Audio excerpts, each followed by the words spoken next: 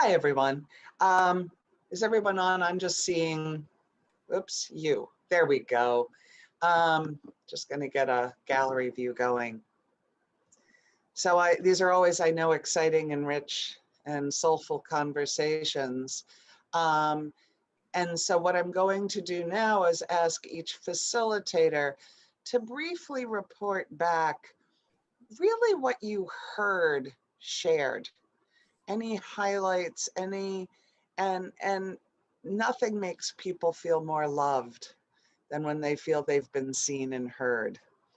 And so where love is a big part of what we're trying to create as we fight social injustice, I want to gently guide you towards trying to share what you heard and report on what you heard people saying versus an interpretation.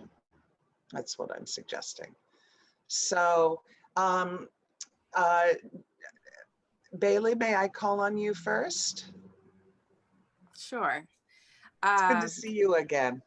Thank you. Likewise. Thank you. Yeah, I've been super busy, but I'm so happy to do this. This is my self-care on Friday. So I had an awesome group, and I'm sure you all can say the same. It was very rich, and there were similarities in the way we received the importance of advocacy and empowerment. We shared themes of the importance of mindfulness and the importance of like being in the fixer role and navigating in this instinctive fixer place to understand how to move to a place of advocacy. And I love what one of our participants said in our group, which was, really making sure that you're getting to a place of empowerment so that there is a high level of self-sufficiency for people, and you're not taking their voice. And you're truly being mindful of what they need and how you can be the best assistance for them. And there was a lot around not just self-sufficiency for who you're advocating for and who you're empowering, but also for yourself, and making sure that when you're in this role that you get to a place of prioritizing yourself so that the work that you're doing is restorative and you're not depleting your energy completely, and you're moving forth in a place of compassion, which you can like stay engaged in someone else's well-being, but not necessarily depleting from oneself. And we closed with the topic of advocating in a place of the identity gap. And we were talking about when you have to decide when to take a front seat in that type of situation. And there was a collective understanding that sometimes it's really important to stand in that space when there's no one else standing in that space for someone else. But we use this great analogy of a drawbridge, because we've observed through social media in these times that things have been getting very tense and people are burning bridges. But instead of burning bridges, maybe use a drawbridge to lift it up and contain yourself and protect yourself when needed so that you can restore, and so that that bridge is not completely destroyed and there's still a pathway for healing. Wonderful metaphor. Wonderful metaphor. Thank you. Thank you, Bailey. Also, I meant to say, if you heard a anecdote or a story, you don't have to tell the whole story, but maybe sometimes I'm aware that these great stories come out in a group that really exemplify something that would be worth sharing to, something you heard that moved you. I have a dog that's just come home, and I will mute myself, but I'm listening. So Jerome, would you share with us? Absolutely. So I would say if Bailey had an awesome team, I had an awesomest team. So, and a very good discussion, a lot of positiveness. We were actually all scientists in our group. And I think the discussion was very interesting because it started from perhaps a common ground of also recognizing that, in our environment, of science, we are not trained to be emotional. We are trained to be logical, right? And so this involvement of the emotion is quite a step forward in the first place. So I like this idea that was brought up because, of course, depending of your own profession and your own background, you may not realize or may not feel comfortable to immediately use empathy. But I think it was quickly recognized that by standing into the emotional dimension and the emotional realm, you can help people much more than basically staying at a relatively, dry stage. And also, when you do get the emotion, when you do make those emotional connection, it is a better path for everybody because everybody feel more relaxed, more even relaxed, more open, more willing to actually share, explain, express, and grow. And so then we moved into the idea that by being an example of someone who is focused on solution solving rather than problems, it generates a dynamic of positiveness. And by that, essentially, again, this empowerment through perhaps this emotional connection with people attract a lot of, again, students, because people see you as taking the high road by focusing on, again, solution rather than problem, and also generate a lot of, as I say, people see as almost like a model or something like this.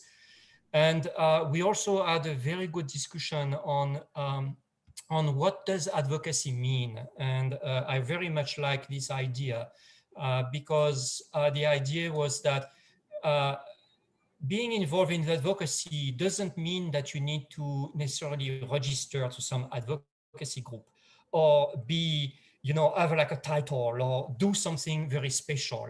Sometimes advocacy is as simple as supporting youth. Be a role model, show them, through your advocacy or your teaching that there is a way out from where they are. Lead by example. Try to be, again, this role model that people turn to and see, oh, this is, I can be a teacher. I can be a problem solver. I can be in an environment where there are only a few positive people that give me a voice and that allows me to go forward, which was also another concept that we had, is that sometimes in an environment, you can have a lot of negative people, but you can have one person that empowers you and say, oh, Jan, can you tell us about this? What is your opinion about that? And suddenly you feel empowered and you feel brought in and you feel that, yes, I can, in a sense. And again, this idea that it doesn't need to be well-defined and structured. It has to come, advocacy has to come first from the heart and from the emotion. And I really enjoyed the conversation, and I felt like we could have had probably an hour more because there was a lot of connection also within our group. So thank you. Thank you, Jerome. Thank you. I'll go boy, girl, I guess. I think. Do we have another Ariana, your support, correct? Were you great? No, you're not a facilitator. Great. So then I will go to Dr. Clifton, because you're right there on my screen in front Right, of yeah, me. we're directly ahead. We had a discussion that really stayed on compassion, empathy, valuing what we do as an advocate, and also recognizing the great deal of frustration that can come from it. And then people were willing to share situations where they found themselves in opposition to their goal, feeling opposition to themselves, and we shared stories and situations where we were learning to carry the oppositions and to find um, how both sides could be served. I mean, not every advocacy situation is trying to talk somebody into something, but we were mostly sharing situations where we were hitting resistances, and that we didn't want to fight the resistance. We wanted to unite the the, the two sides and find that which could honor both sides, and people were happy to share that. And people also shared how frustrating it can be um, with these situations, and that we need uh, escapes at times. You know, we may have to walk out of a meeting or walk out, you know, or take a time off or go play basketball or go to a dance or listen to music to sort of not lose yourself. Because we talked about in advocacy, we could get so into the circle of the others or other that we lose ourselves. And I think if we can share selves and others, there's a unity that happens and an energy happens and a mysterious force comes out of that because, you know, we're not separate people. Uh, we're people that, you know, develop a real feeling of caring, and people, we stayed on these subjects, and it was quite moving, I thought. And so Is there a way to share with us? You've referred to so many stories, and I just know the power of story. I'm curious in 5 sentences, just a very high level. Can you tell us a quick anecdote of one of those stories that just pops to mind that you just heard in your group? And you don't have to name a person, you can just say somebody was in, but you were talking about reconciling, and you were talking about, there was a story of reconciliation, someone trying to help both sides come to reconciling. Is that one of the stories that sticks well, out? yeah, you know, anytime an advocate walks into a room with others that they're trying to advocate for or with an individual, there's difference. So the stories were around, you know, how do we move from total difference to total identification to honoring each other. So we talked about initially having in our mind two circles that are separate from each other. And as we become more empathetic, you know, the advocate might move in entirely into the circle, and then they're basically lost any kind of objectivity. And so they have to kind of move back out, but create the space where the two circles meet.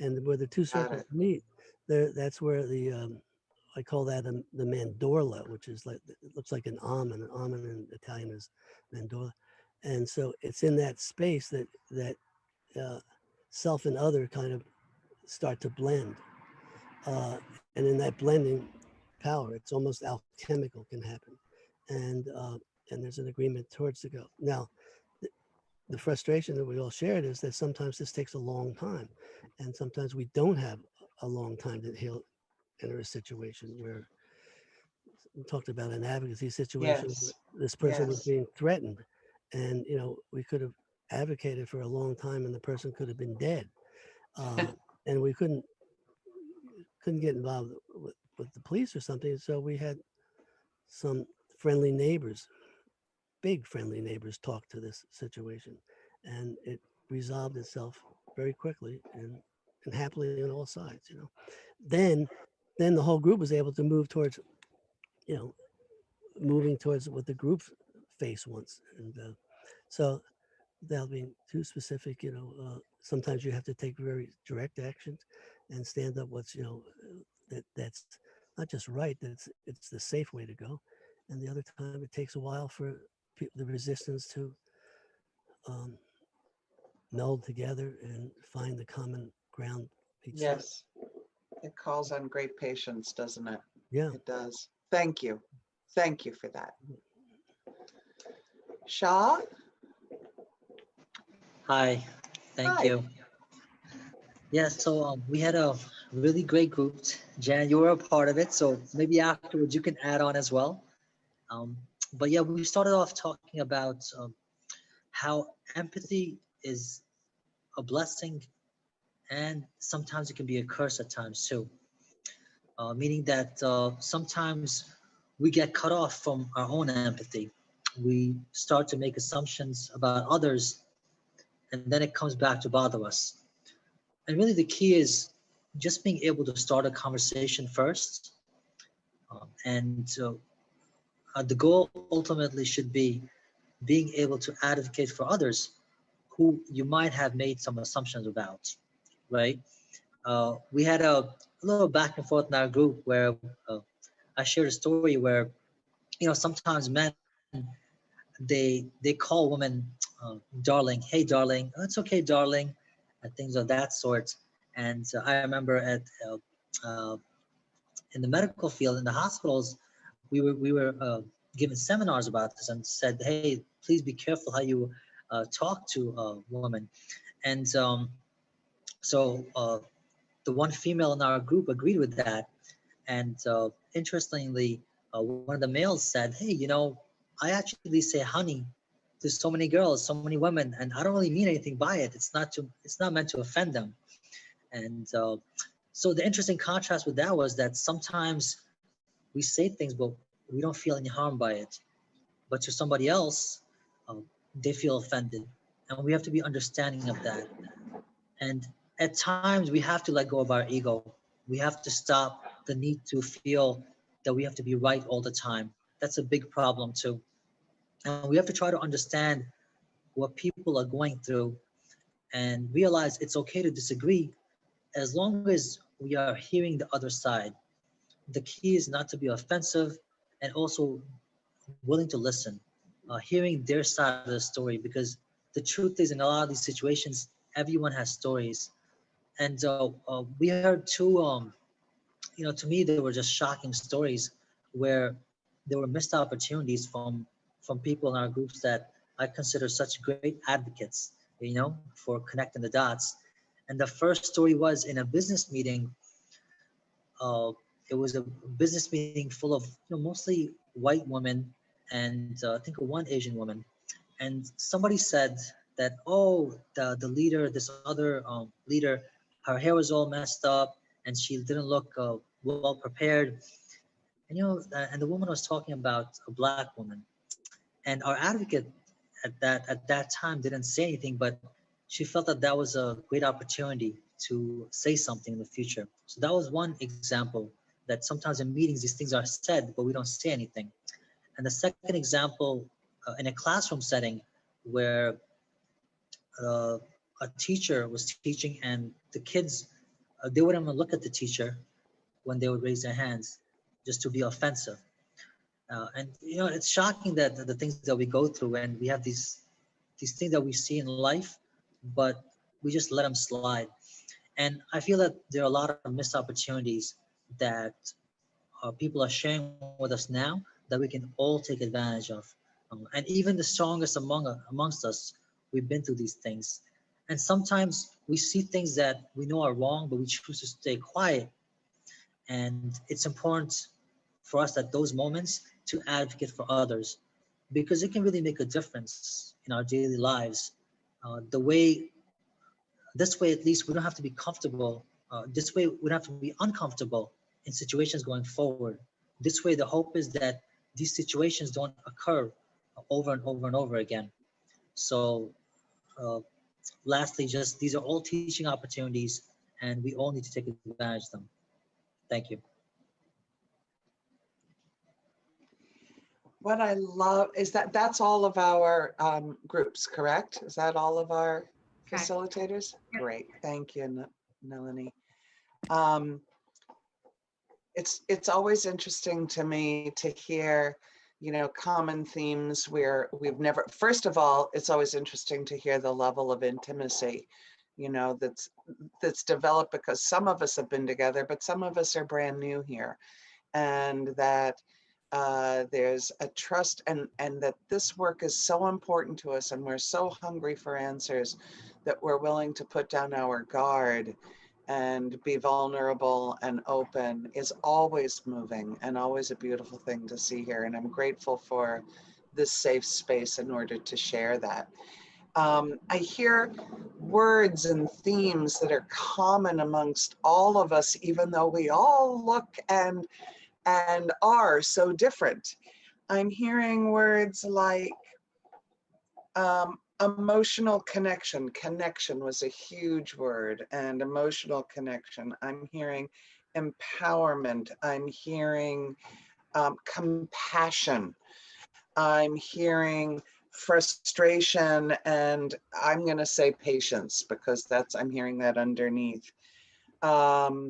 We all use the word empathy a lot and we use the word advocacy a lot, but that's the theme here, right? And so out of that, there seem to be a number of values and words and actions that are common amongst all of us.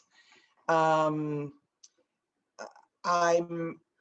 moved by that. And I think this last piece that is also, I'm really hearing and know,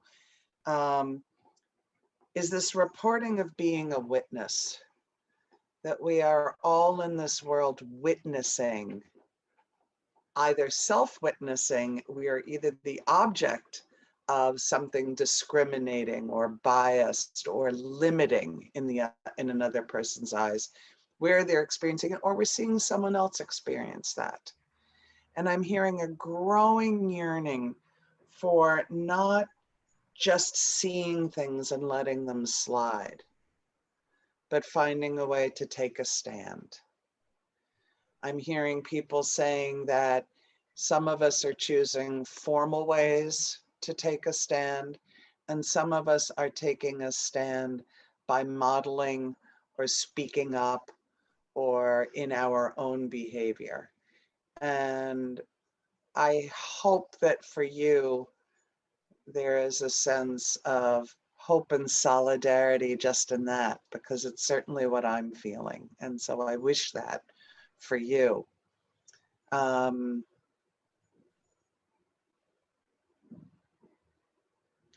the other thing that I thought was unique and so important, so I want to highlight it, is going back to what Dr. Clifton talked about. I can barely see people's names. I'm working with 4 eyes and I can't see everything. So what I'm seeing Dr. Clifton speak about, and then also Bailey, what you spoke about at the very first report out, which is about this level of frustration, and I'll call it battle fatigue, and the need for self-care. And the need, someone else talked about boundaries. Yes, and you need self-care too, Luca. Luca needs self-care and my care. He's begging, my dog is begging for attention. But that while we are standing up and encouraging the voice of others, that maybe it's time for us to just take a pause, to pause our voice, to pause our energy, and to find that quiet place inside of us or outside of us and recharge. And so on a weekend, it seems like that's a great place to pause here, and wish you all a weekend where you at least find a moment of grace and some self-love so that you can advocate for yourself and advocate for others. Thank you. Thank you so much, Jan. You're welcome. I was like